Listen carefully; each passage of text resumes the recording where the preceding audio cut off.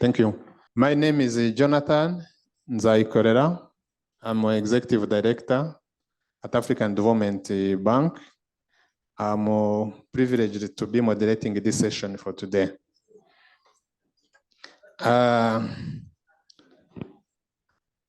Dear representatives of the organizing entities, African Development Bank, UNECA, and others,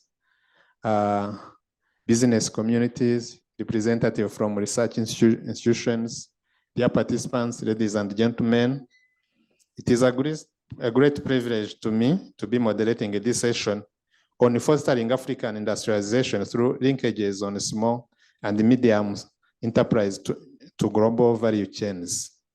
The panelists to this session have rich experience and diverse knowledge into the topic, and we expect them to share their views and thoughts on how industrialization can integrate small and medium enterprises into global value chains. And of course, we shall be having a Q&A session by taking questions from the audience and those who are attending virtually. So without further ado, ladies and gentlemen, allow me to call on the podium our speakers today. Please give a warm welcome with a round of applause to Mr. Mauricio Cruz, the Principal Economist, Economic and Market Research Department at IFC. Please welcome him with a round of applause. Thank you. Now let me give a warm welcome to Engineer Yusuf Binji, the Managing Director and the Chief Executive Officer of BUA Cement PLC Nigeria. Kindly welcome with a round of applause. Thank you, Engineer. Then kindly give a big round of applause to Ms. Aurelia Patricia Carabro, the UNIDO representative and Director of Region Office Hub in Ethiopia and the Special Representative of African Union. Patricia, you're welcome. Then join me to welcome with a big round of applause to Professor Drake William Tevalde, the Principal Research Fellow and Director of International Economic Development, Overseas Development Institutes, who is joining us virtually. I don't know if Professor has joined. Are you okay? Hi, Professor. Last but not least, joining me to welcome Professor Banji Oyelalan Oyeyinka, the Senior Special Advisor to the President of African Development Bank, who also joined us online. Professor, are you there? Can you say hi? Thank you very much. He's waving at us. Okay, thank you very much. In the interest of time, of course, I will be introducing the topic as I intervene, but in moderating the session, let's go straight to the speakers we have today. And I will start with Ms. Aurelia Patricia Carabro. Ms. Patricia, thank you for joining us today. And institutional inefficiencies remain one of the challenges for small and medium-sized enterprises' participation in global value chains. In fact, the ease of doing business in Africa is costly, and it can be a barrier for SMEs' entry into global value chains. For example, some statistics I have, firms in Africa require 664 days to enforce a contract compared to 531 days in Asia. Similarly, firms in Africa require 25 days to export and 31 days to import, while firms in Asia require 19 days only. In other words, the long time lags in Africa reduce competitiveness and decrease cross-border trade costs, which hinders, of course, SMEs from participating in global value chains. Now, the question I have to you, and given your work at UNIDO, what African governments need to do to create an enabling environment for SMEs to integrate into global value chains? I have 3 minutes. Yes, thank you. You are giving me $1 million questions, you know. We shall be doing some follow-up. But just thank you very much. I am very honored to be here today. And this is really the 100 million, not $1 million question you're doing to me. Because You know, every time that there is a problem, you know, particularly in the private sector, always the government has to provide the reply to it. So it is, you know, my grandfather in Italy would say, it's raining, it is a fault of the government, which is a thief, he was telling me. You know, yes. I think that we can summarize in three words. There are three areas where the governments can act. Governance, so policy and the like, infrastructure and education. These are areas that I think they need to address. And I would like to talk particularly of this country where is hosting today, Ethiopia. Ethiopia has done a lot in these three areas to facilitate, integrate, you know, the small and medium enterprises. First of all, on the policy level, it is usually we refer to the Ministry of Industry, but in reality it's a combination of different ministries.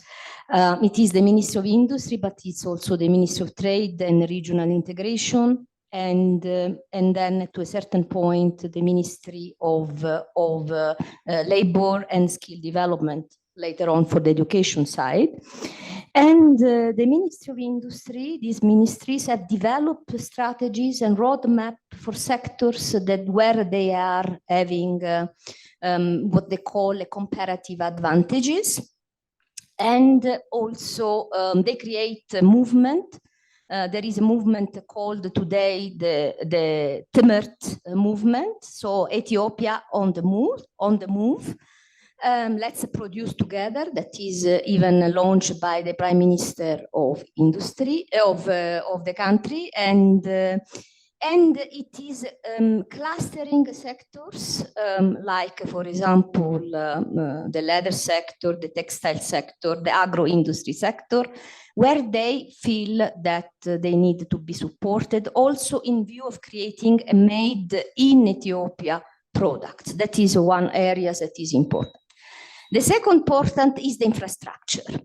Infrastructure, and also it's also linked to education. They consider themselves a developmental state, and so they created infrastructures that are supporting these sectors, being institutions that are providing skills development in this area, but also research, because I think this is also an area that we need to look at, innovation, and also linked to what is around us now. There is industry 4.0. The digitalization is very important in some of the sectors, also to export. Another area is the trade facilitation, so a very strong quality and standard institution that can, you know, assist in accredited products and also that are going to be exported. And this is part of Ministry of Skills and Development. There are very important institutions also like the Ethiopia Development Agency, Enterprise Development Agency, and the Ethiopia Enterprise Development Institute. So I think that this is a very important area, and they also provide some support now to access to finance. And there is very soon there will be opening a new institution, Capital Markets, that is going to assist in mobilizing finance. And also they support SMEs in leasing equipment for this specific sector. And I think these are some areas that where the government could intervene. Just for my first 3 minutes. Yeah, thank you. We come back to that. Now to Marcio. Participation into global value chain requires huge financing that African SMEs are struggling to access. In fact, when you look at in this issue, most African SMEs are underserved by financial institutions because they tend to be too small and high risk to be financed by the formal banking sector, but also they are yet too large to be financed by microfinance institutions. Given your work at IFC, can African SMEs access finance? If yes, what needs to be done? Thank you very much, Jonathan. So I would like to address this question with some new findings of a study that we're conducting on digital opportunities in African business. And I do think that this could be an important channel to facilitate access to finance towards SMEs. First, one important point is that the African region in general needs more firms with more capabilities. Just to give an example, Jonathan, we were talking about during the break, the comparison with Korea, for example, and other countries. So if you get the comparison, for example, between Kenya and Korea, they have approximately the similar number of population, of around 50 million people. However, Korea has almost 7 times the number of firms with 5 or more workers. What that means in practical terms means that even if the firms in Kenya manage to grow and reach the level of productivity of firms in Korea, which is quite challenging, you will not be able to lead like economic transformation if that doesn't lead to more firms, like an increasing number of firms.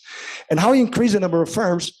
So it's very important that among this group of SMEs in Africa in general, we start to give more attention towards the young firms that have more potential to grow. Because basically the literature has been telling us that among these firms, the young firms and those ones with higher potential to grow are the ones with a higher probability to generate more jobs. And so over time, these are the group of firms that we should focus on, facilitate access to finance. And we also have been seeing that there is a remarkable achievement around the African continent in terms of how access to mobile and digital payment became an important entry point of digitalization to firms. However, we do not see this translated into more access to finance. So one important mechanism that I think we should explore further is how to take advantage of the fact that approximately 80–90%, even among micro businesses, even when you take into account, for example, self-employed, which is approximately 250 million works in Africa, do have access to mobile phone and payment systems to allow financial institutions to have better information about these firms to reduce risk and consequently increase finance. And then my last point that, 2 last points that I think is important that have been seen is that we do see that incomplete digitalization is quite prevalent among African firms. What that means that despite the fact that many of these firms, and here I'm including this micro business, do have access to mobile phone, access to internet, and many of them even computers, they are not using for productive purpose.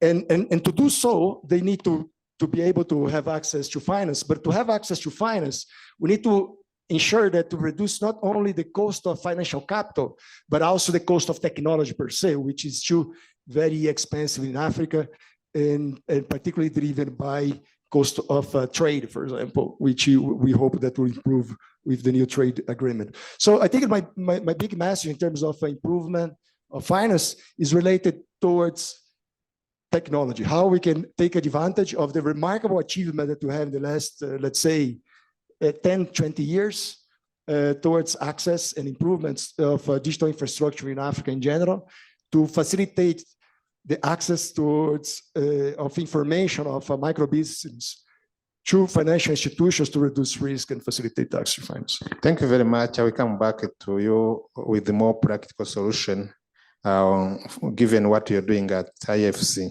But the role of technology is key.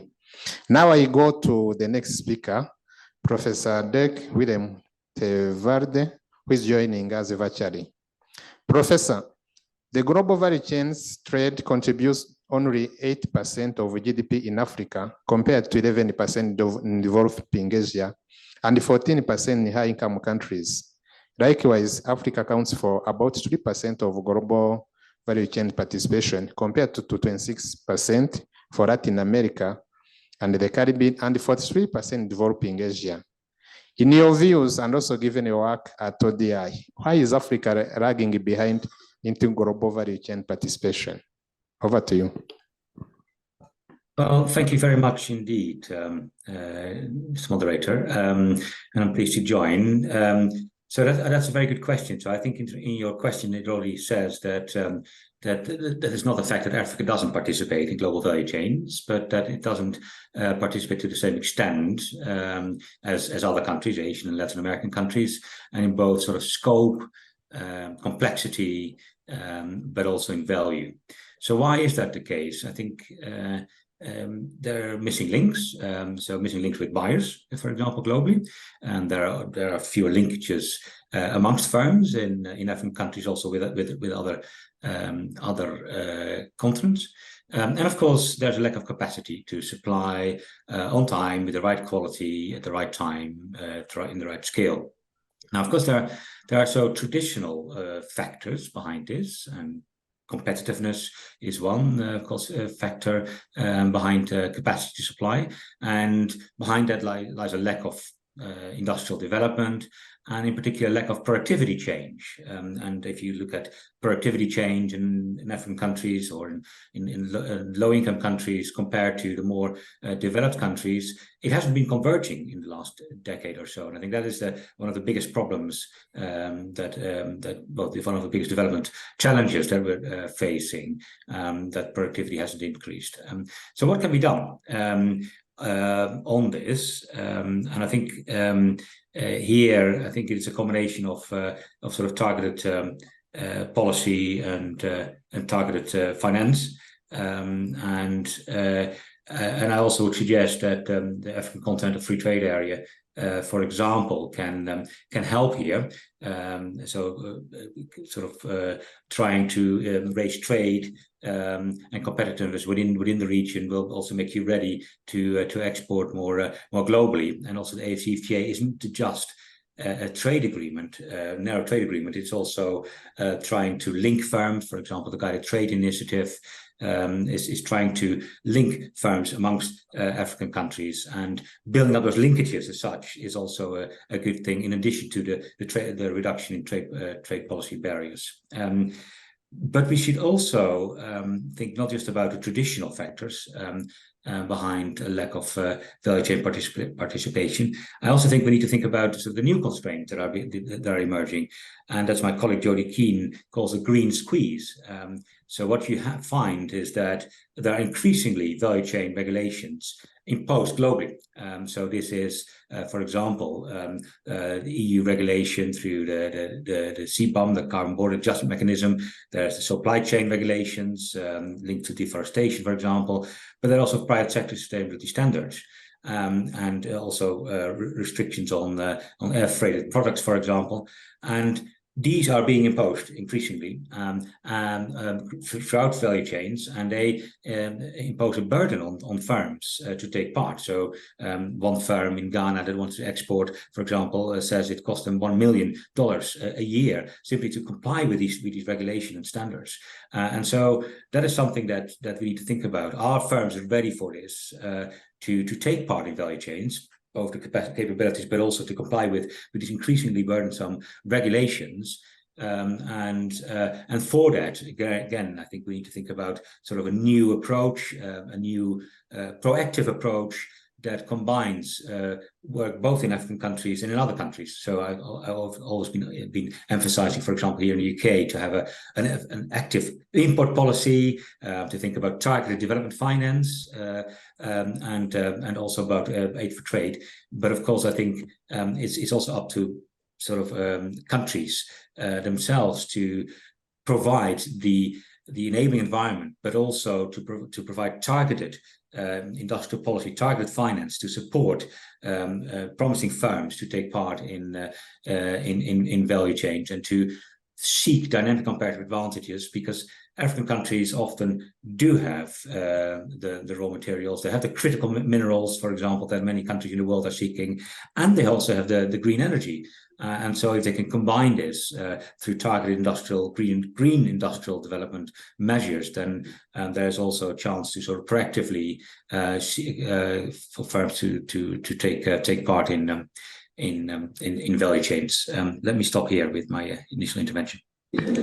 Thank you very much. We shall come back to that, but lack of competitiveness is one of the elements you just highlighted, and a combination of various measures, including policy reform and like SFT and others is critical. Now I come back to Engineer Yusufu Binji. I think Africa participates in global value chains largely through large companies like yours. When you look at the concentration of those large companies, they operate in all major sectors, but mainly in the gas, mining, oil industries, some financial service and others. Sectors like agriculture, where we see most of SMEs, we don't see large companies. Now, before we come back to what are the challenges, but we come back to you the large companies. Do you see SMEs becoming a major threat to your business? Thank you very much, Jonathan. Certainly, the journey towards becoming a large enterprise like ours has to do quite a lot with the support we get from small and medium enterprises. And I have listened to most of the keynote addresses yesterday during the opening of this session, and it is very disheartening to note that Africa is the least industrialized continent in the world. This is very sad, because civilization started in Africa, and we should be at the forefront. We have a large population, we have arable land, we have a lot of mineral resources, we have a lot of human potentials, and we should not be where we are. Out of the estimated 44 million small and medium enterprises in Africa, providing almost 80% of the jobs, you find 5 out of 7, and this has been researched, 5 out of 7, they fail within the first 1 year. So I believe our solution to industrialization must be African, it must be indigenous, and we must actually promote a lot of the intra-trade between the African countries. For us that are large enterprises, if you look at the historical context of our evolution as a large conglomerate in Nigeria, now the Boa Group has 2 companies that are listed on the Nigeria Stock Exchange. They are among the top 5. Particularly our journey in cement, which I had, started like 10 years back with a capacity of 500,000 tons. Today, we are about having 17 million tons. The growth has been phenomenal, and this could not have been possible without the support of small and medium enterprises. For example, we encourage a lot of medium enterprises to go into mining, providing us with the basic raw materials. So we have engaged them in forward linkages and also backward linkages. We have also promoted a lot of companies that are involved in transportation, boosted their fleet. Presently, my own operation, we have like 6,000 to 7,000 trucks daily carrying out, transporting raw material and finished products to the consumers. And we have been able to develop this, giving support to small and medium enterprises, buying trucks for them, giving them financial support, and they have actually helped in bringing about our success story. So a lot of these partnerships between SMEs and large enterprises help us to propel them into the global value chains. Thank you. Maybe picking on the element you just mentioned, the supply of raw materials, which of course the large companies need their business. However, there is an issue of quality standard and compliance to regulatory requirements by most of the SMEs. How do you think this can be addressed, and given your experience at the BU Cement PLC? Because most of SMEs, they would be struggling with the standard requirement and the regulatory environment. Well, how do you see this can be addressed? This is very important in the sense that most of these companies start out very small with limited capacity, most of them informal businesses. There needs to be a lot of certification that needs to be done by the regulatory agencies. And we, as large enterprises, we have got to help them to develop, because we cannot kill small businesses because they are not meeting up. We have to nurture them to grow and ensure that they are certified and produce products of international standards so that they can key in. For example, if a car manufacturer goes into an African country to manufacture cars and he has to rely on a lot of these SMEs, definitely they have got to produce goods of standard quality, which must be certified. So the government really has to come in. We have to give them support. Most of the support is financial, and of which most of the panelists here, they control those finances.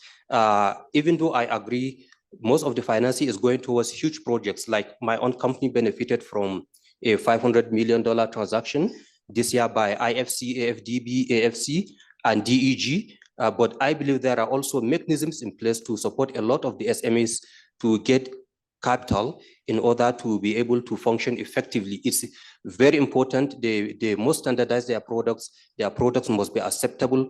They must produce raw materials that are of good quality. And in our own journey, we have done quite a lot of that by encouraging them and not outrightly rejecting these SMEs, but telling them you have got to go back and remanufacture and redesign so that your products are acceptable. You don't throw away the baby with the bathwater, like I said.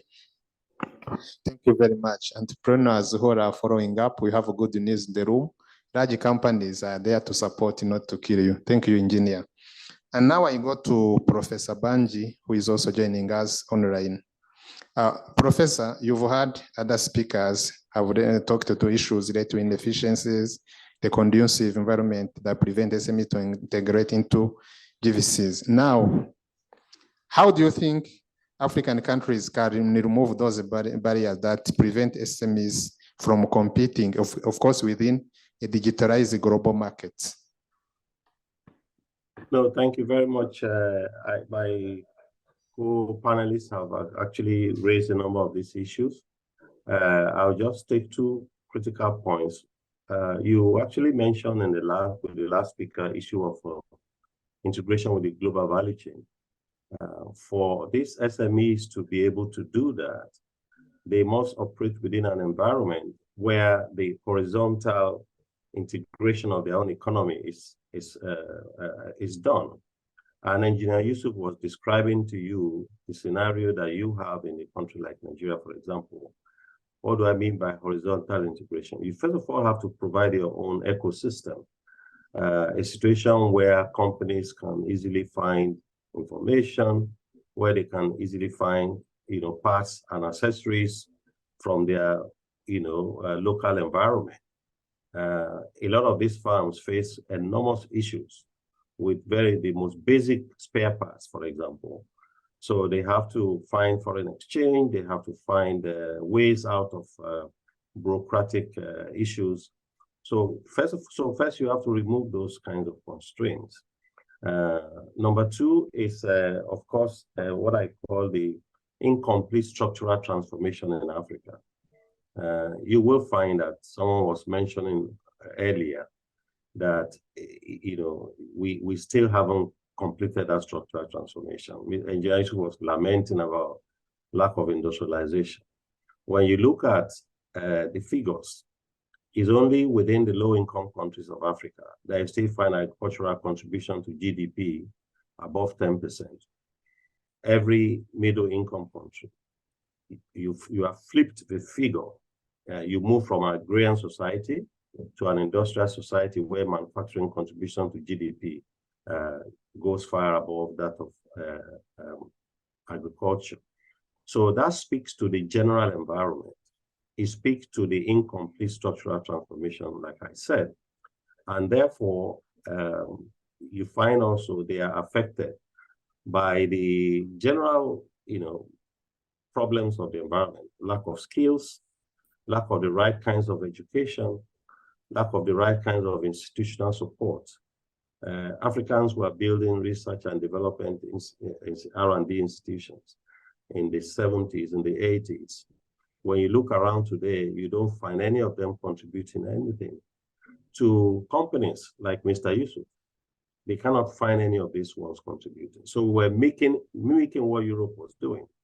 But what we should have been doing was to support farm-level production. So the question you raised was about barriers to innovation. We first of all have to address the barriers to production. Most of these small and medium enterprises are not even efficiently producing. So innovation is several levels ahead.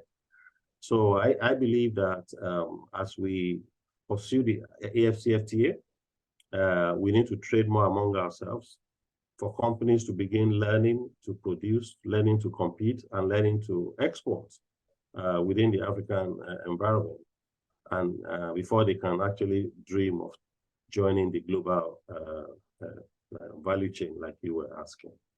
Thank you. Thank you, Professor. We shall come back to you. Audience, please take note of the questions. I'm going to come back quickly to you for your question to the panelists. Now let me come back to Patricia. Aurelia.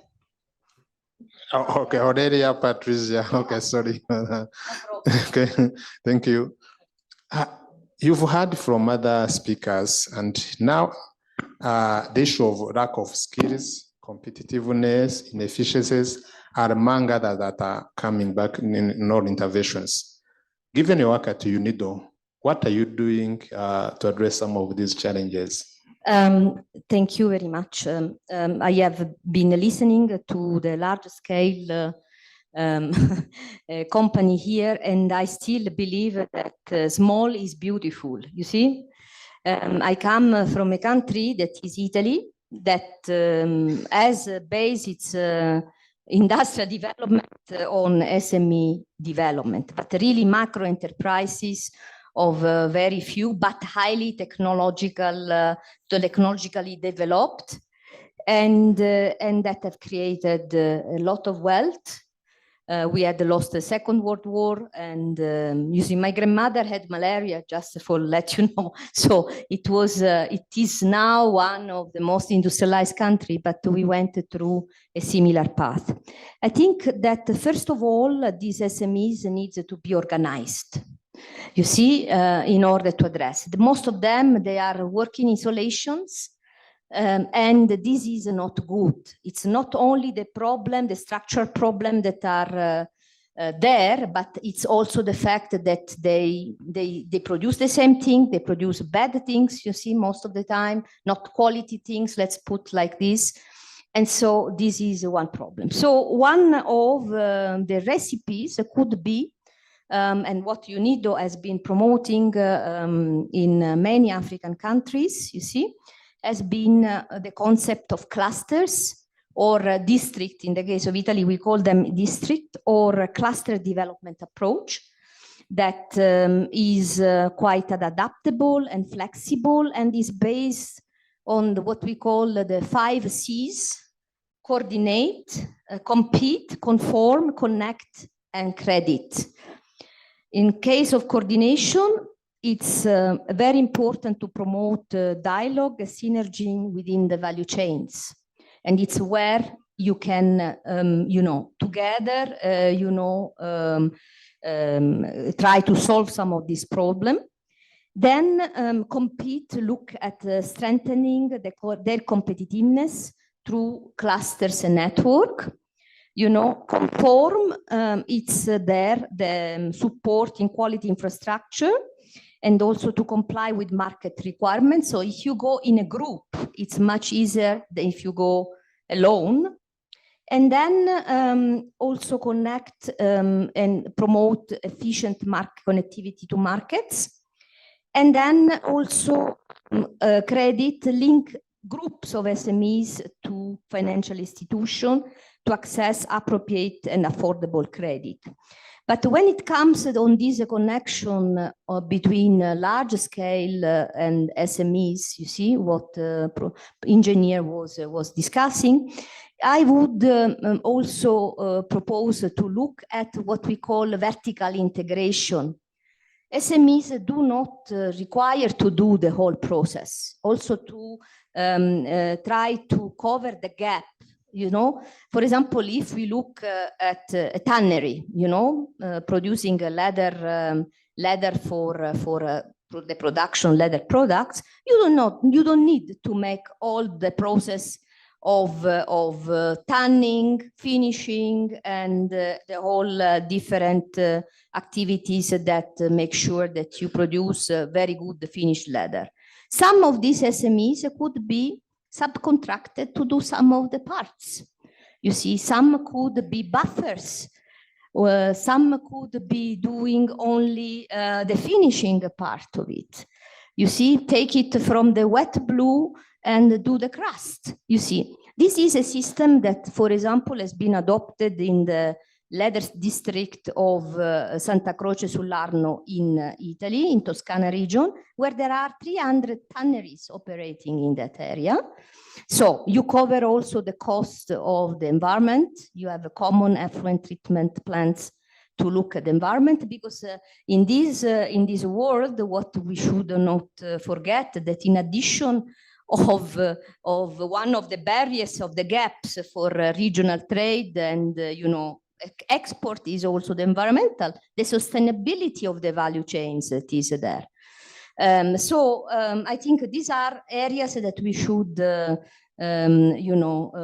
look at. So this is one of the recipes that could be promoted. But I would like then to come back on another topic. I will come back to you if time allows. Thank you for Aurelia. I think SMEs need to be organized, and now one of the approach is the vertical integration. Those who are following us as SMEs, you don't need to do everything. That's what she called vertical integration. Thank you. And now I come back to you, Professor Tevald. You've heard it from Aurelia. And now, when you see African SMEs are retail in nature, they are highly segmented. They produce heterogeneous, non-durable commodities with little value addition. And in most cases, their production excluded themselves from participation into global value chains. So now she's proposing the vertical integration. What are your views again on that approach? Thank you.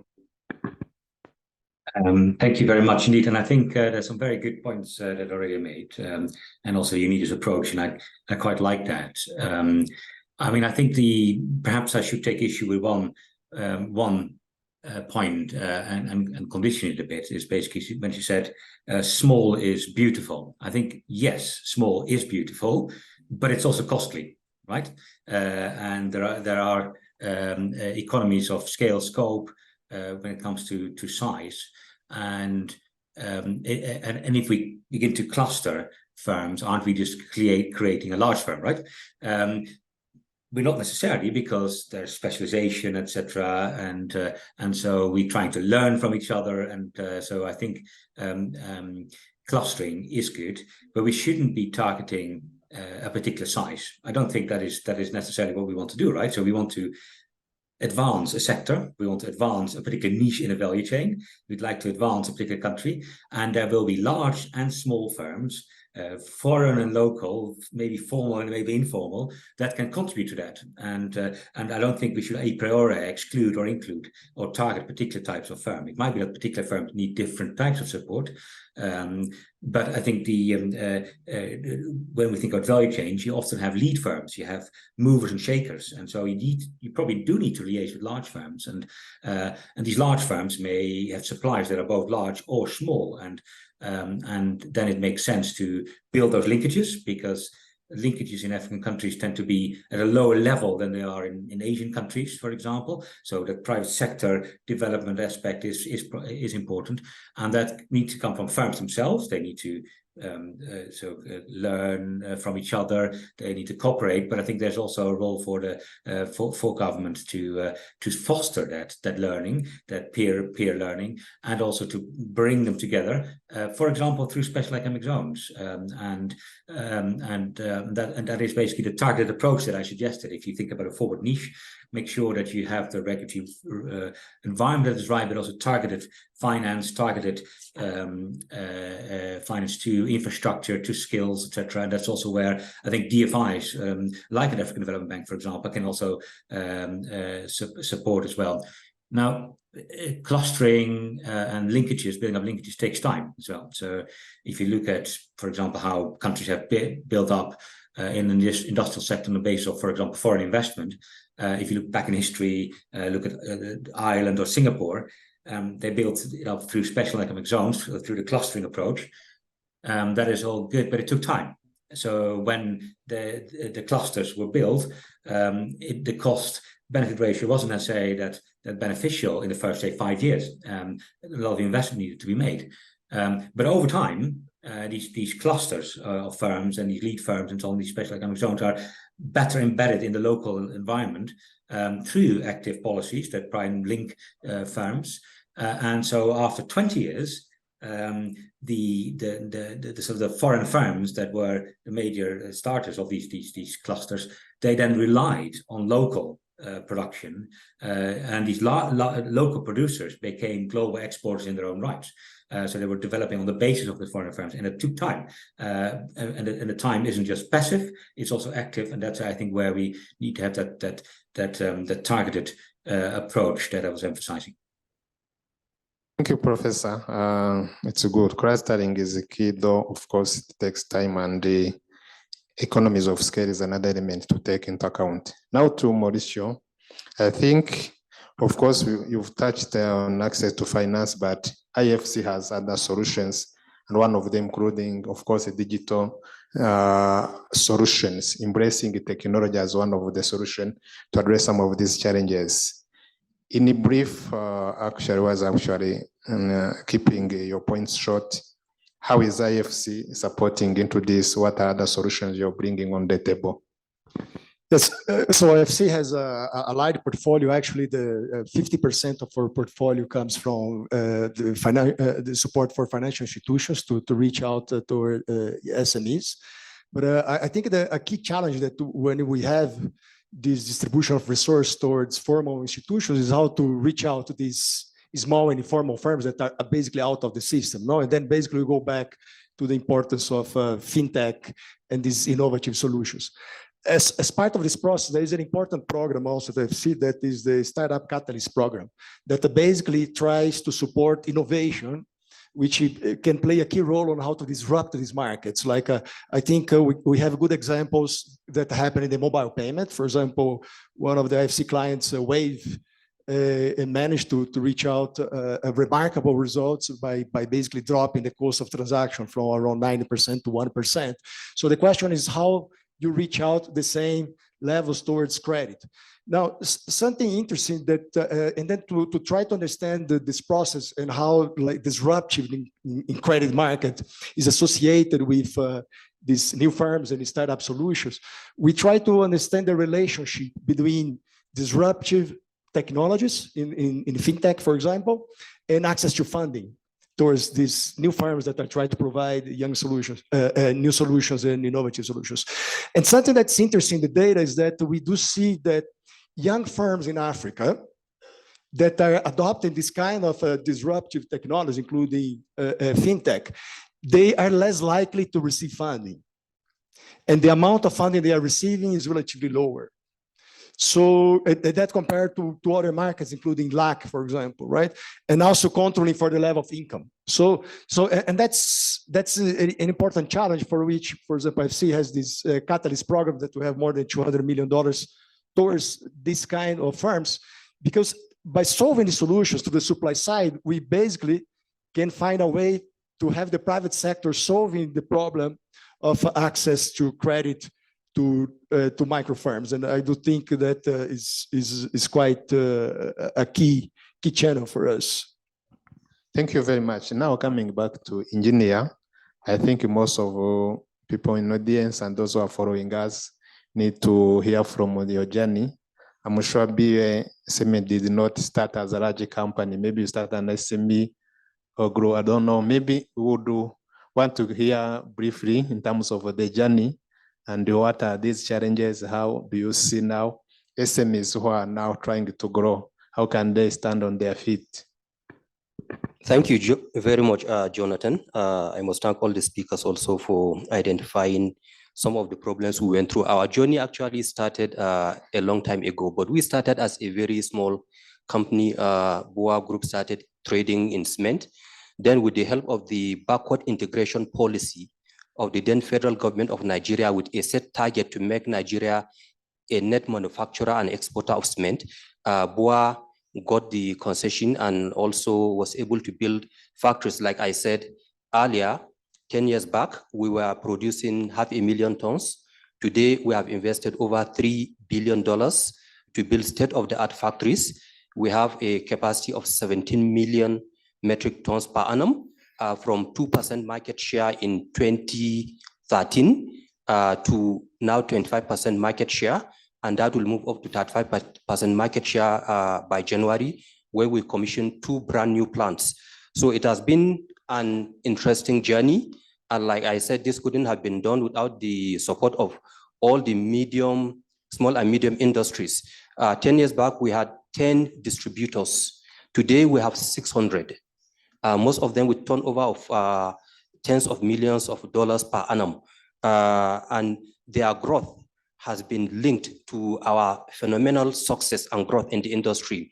Now, when you look at some of the issues that have been raised, like Aurelia was talking about the clusters, you find like in Nigeria, we have such clusters. Anybody has heard of the Alaba electronics market? Yeah, this is an electronics market with about 10,000 different SMEs, turnover of about $4 billion per annum. We also have a technology village in Yaba, in which even Jack Dorsey and Mark Zuckerberg visited those villages, you know. So, and these abound in other places in Africa also. But the most frightening thing is when you look at the report by IMF that says by 2035, the number of young Africans that are going to join the working population will surpass that of any other continent in the world. So these people, with what are they going to really join? What do they have fresh out of school? So Professor Banji talked about the training and upgrading capabilities and competencies. We must give them vocational education. We must support them. We must support these clusters. People starting a one-man business, a one-man, two-man fintech, you know, they must be supported by both the DFIs, by the industry, and by the government, because this is going to be a big problem when you have so many SMEs coming up and then failing after a very short period of time. So to me, it is very important that all the support that can be given by large enterprises and the DFIs, even if it means the DFIs have to give loans to clusters instead of to individual companies that may not have the means to really qualify for these loans, a means has got to be devised in order to support them. Thank you. Thank you very much. What I heard from him, they started small, but they had a vision. And this is where they are. That's a remarkable journey. And congratulations to BAU. Now to the audience. I'm sure you have questions, but time is not on my side. We have only 10 minutes for your question and the panel is answering. So maybe let's take the first round of 3 questions. I already see in the middle, and then no other one. We are taking 3. Then we shall check if there are those online have questions. So only 2 in the audience. Over to you and next to you. Just be concise and precise to the point. And you must say to whom we are addressing your question so that it is to everyone. That's okay.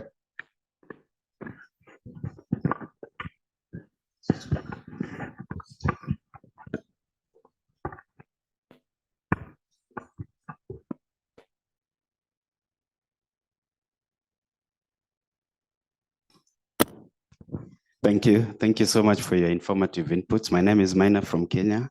I wish to just Mr. Cruz to share. I mean, you've given a case study about Korea, which is actually a very, I mean, a relevant example. And Korea is part of a recent regional economic partnership in Asia that I think is the biggest in the recent times. And I wanted you to just share with us your input in terms of now that we have the African Continental Free Trade Area, why do you think Korea, as big and developed economy as is, why did they see the relevance of joining the RCEP, yet they are already, you know, they have sorted out their, I mean, small problems. So you can share with us why, even when you've developed, it's necessary to integrate with your rest of your neighbors, but do it maybe in the context of AFCFTA and the lessons we can get from that. Thank you. Next question. Thank you. My name is Asogi Kechku from Nigeria. Please, it's a general question concerning access to finance for the SMEs. I don't know if actually in Africa, I will use Nigeria as an example, during their last crisis of currency redesign, the financial institution or financial productive capacity could not sustain that access to cash. So, and the same goes to access to credit for SMEs. Please, what are the framework in place to enhance the financial productive capacity to drive home financial inclusion that could enhance SMEs? Thank you. Thank you very much. All the speakers in their concluding remarks, they will touch on your question. Do you have a question online? It's a comment, please. Can you display it? Please. The comment is from Alice Angwech. Oh. Okay. Thank you. It's a comment, like I said. It's from Alice Angwech online, and it says, green squeeze is a global issue that the African Union, the African Development Bank, and other trade agencies should engage in policy reforms and harmonization of standards to create an enabling environment for African SMEs. Thank you. Very much. I think this, which was, of course, a comment which I do agree with. Now, Cruz, can you touch on the question? Then after you, Professor Banji, who is also joining us online, you will again touch on that, given the implementation of SFTA. And of course, the question was to look at experience from South Korea.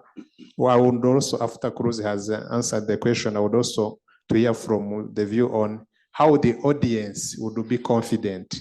Can we see implementation of SFTA as a solution now? So after Cruz, take the floor to also comment on that. Thank you. Thank you very much for the question. I think, of course, the comparison with Korea is always a challenge given how successful they were in several complementary factors, right? Human capital, etc. But bringing in the perspective of the African Trade Agreement, something that I think is quite relevant for the region is that and compared to Korea, because I think one of the key challenges for the region is how to ensure that the small firms improve their technological capability in order to compete and become more attractive also for the financial market to receive credit. And we have seen that the technology in Africa in general is more expensive than the world. Let me give you a practical example. If you want to buy a Microsoft Office in Kenya, it's more expensive than in the US today in US dollars. I'm not even talking about in terms of affordability. Now, we ran some simulations with the Africa Trade Agreement and tried to understand what do we expect that's going to happen in terms of dropping these prices. And what we have been seeing is that the tariffs will drop significantly within African countries, but the tariffs for many of these technological goods, particularly digital goods, will still be relatively expensive outside the region. So that I think is an important a question to bring a policy debate in line also with the Korean example that will become quite open and have like an export leading mechanism in place. So facilitating access to this technology towards firms as an input is key. And the last question on access to finance, I think the way to see this problem is from the perspective of supply and demand. On the supply side, I do think that the region has advanced significantly in regulatory reforms in the last years, and I think that is the direction to continue and to make sure that that leads to increasing in the venture capital market, also like markets that takes more risks. But it's also important to understand on the demand side what kind of credit that these firms, particularly firms that are looking to that has a higher prospect to grow, are looking for. We're actually currently collecting data across more than 2,000 firms in Africa to try to understand what they're looking for, what's the demand for credit, what kind of credit they want.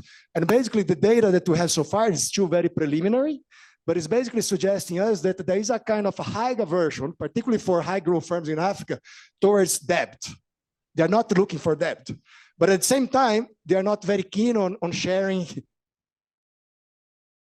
into the company.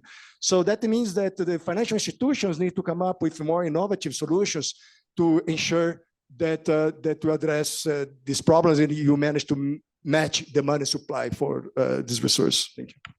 Thank you very much, Professor Banji.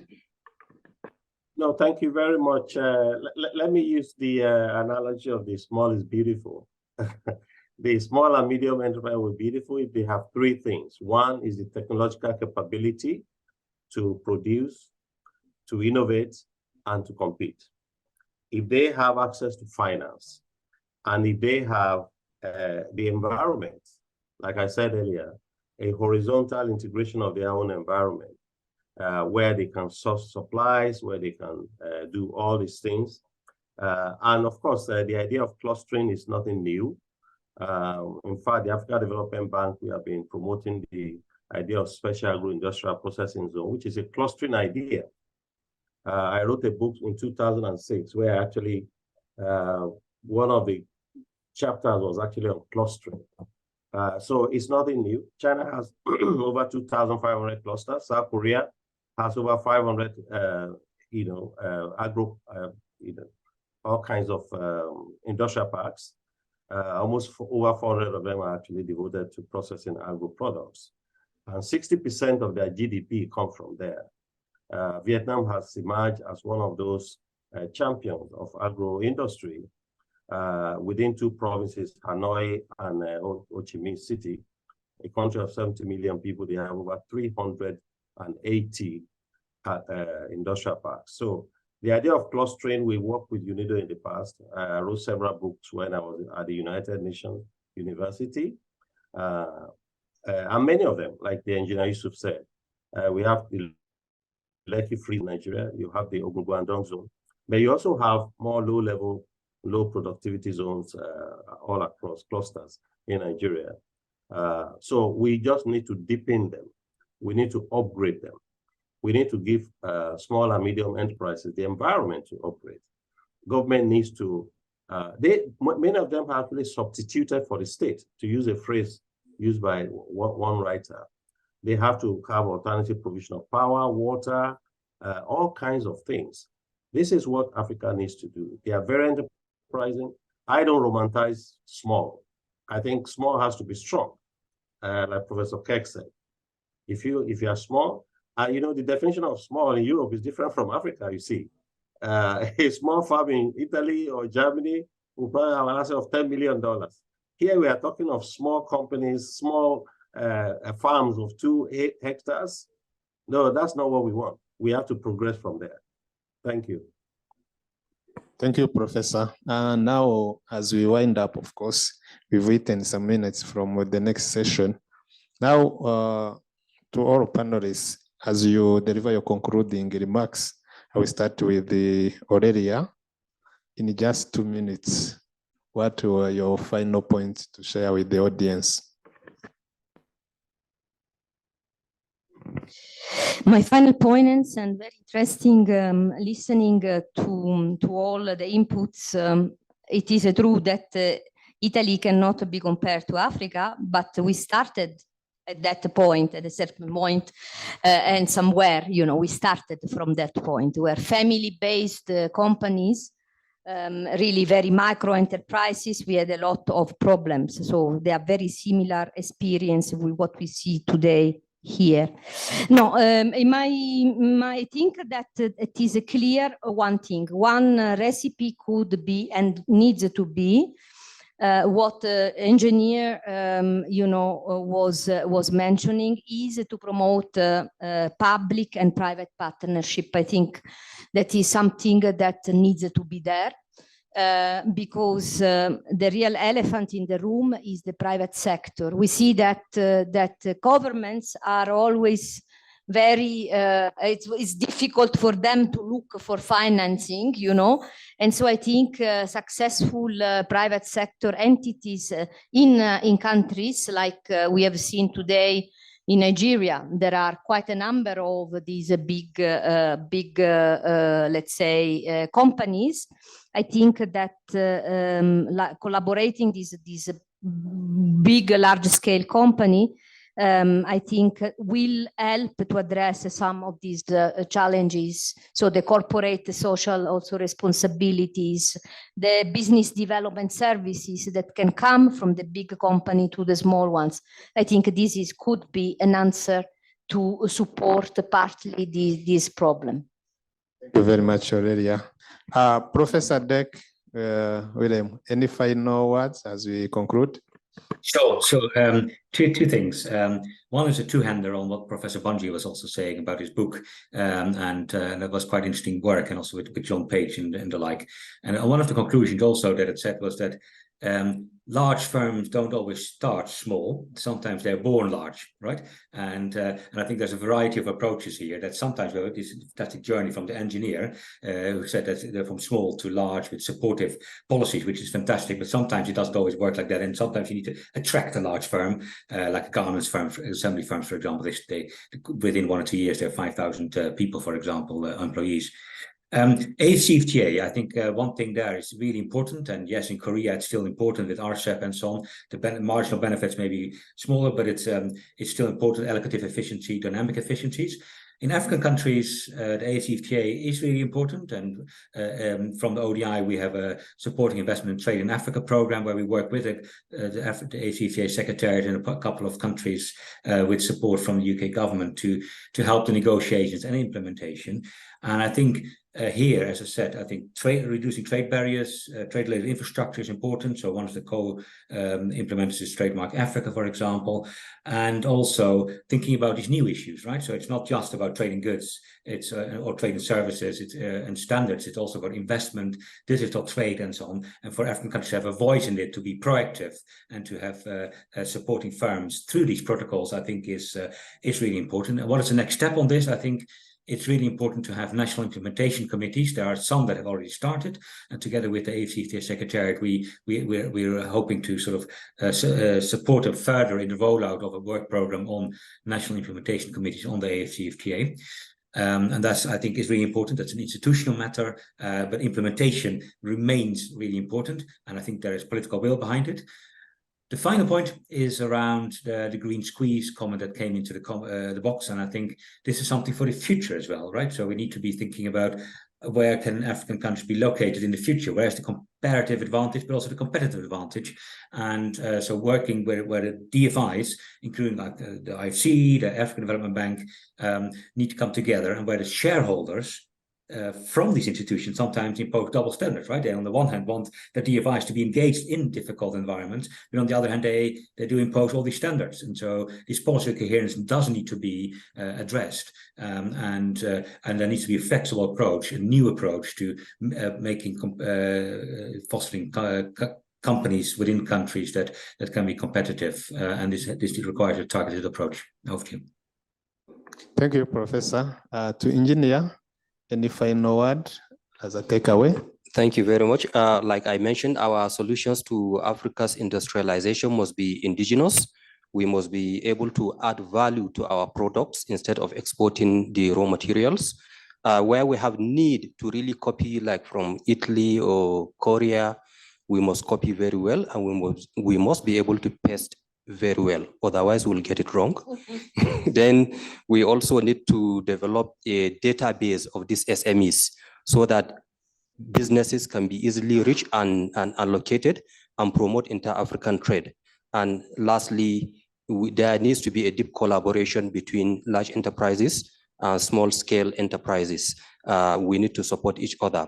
On top of that, we need financing for the SMEs to be able to function more effectively so that they don't die.